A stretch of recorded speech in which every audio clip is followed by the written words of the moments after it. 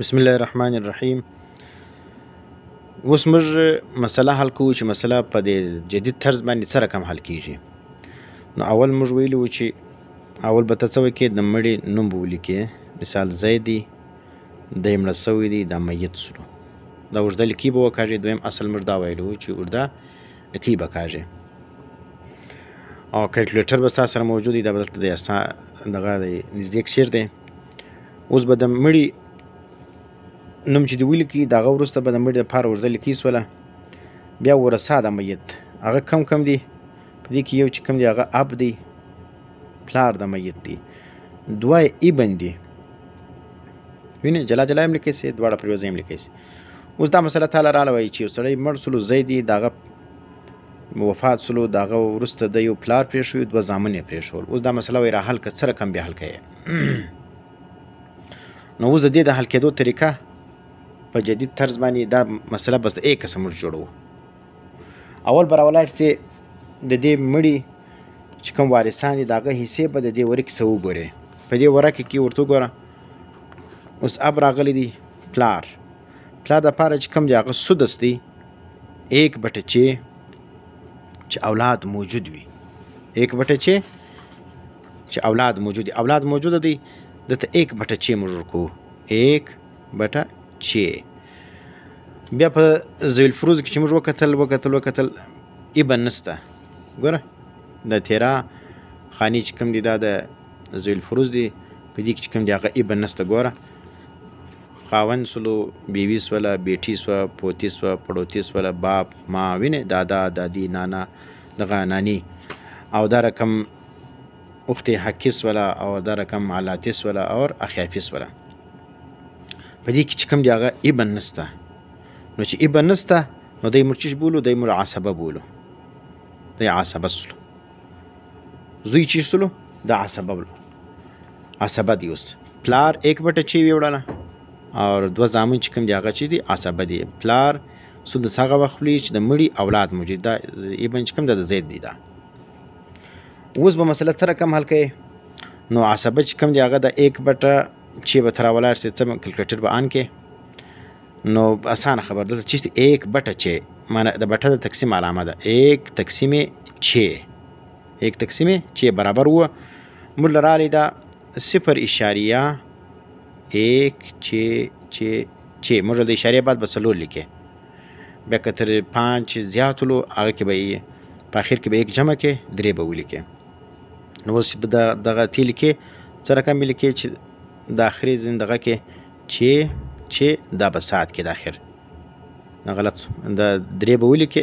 دا رقم دا مې لیک 3 عدد به ولیکې، په هغه کې به یو جمع کې. اوس دا سلو. اوس ته راولاړ سه. اوس زوی ته څو میلاو؟ 0.167 میلاو سلو. 0.167.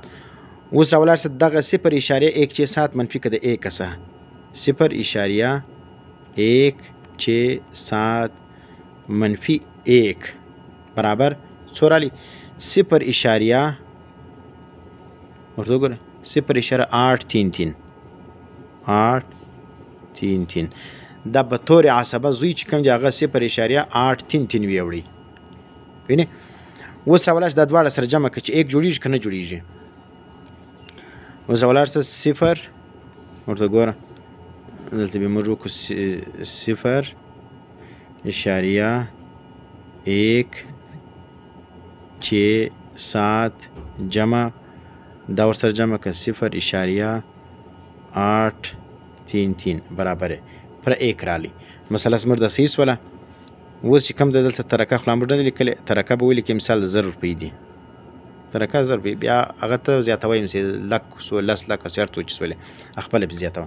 اوس څه وکړه دویم کار چې کوم دی هغه به ته راولاړ شي. دغه حصه څه ده دا به ولیکې، ضرب یې ترکه که بس جواب خپله راسي. ته ګوره 0.167 ضرب 1000. دلته 167 روپۍ چې کوم دی هغه چاله ملاوي سولې، پلار لره ملاوي سولې. پلار حصه چې کوم ده، حصه 167 روپۍ سولې. او د دوو زامن د څو سولې هغه به اوس ولیکو. 2 ابن ده څه به وکړې 8 اشاریه دغه 0.833 دا دې ولیکئ ضرب 1000 کا جواب مو لرالی 833 روپۍ چې کوم دی هغه د زامنو سولې او 167 روپۍ چې کوم دی هغه د پلار سولې. اوس که چیرته د بیا تقسیمې دا به بیا تقسیم کې پر چا باندې تقسیم 2 وینې 800 دغه تقسیم 2 کا دا به 416 روپۍ چې کوم دی هغه هر یوه ته بیا میلاو سي وینې پی ایبن 416.5 روپۍ دې ته میلاو سولې. دا به زه طریقه مختصر اسانه طریقه ده. کلیه زه څه درښیم کلیه څه رقم ده د دې کلیه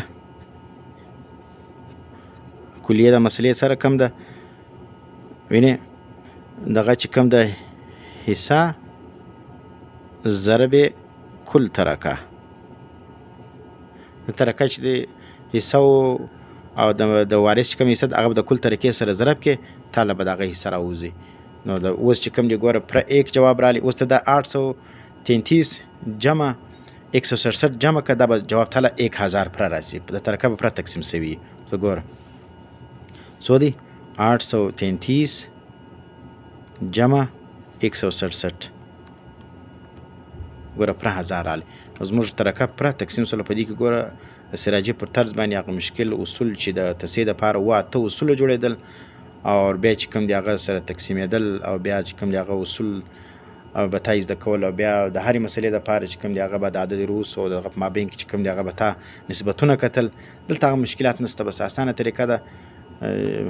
په د ایکس مسله جوړیږي اول به راولاړ سي حصه به تقسیم کې پر هغه دغه باندې څو راغلی دي څو د سوړ 1/6 1 تقسیم 6 کا او بیا ضرب کې چا سره د ترکیې سره جواب تعالی راسي. مختصر طریقه دا ده.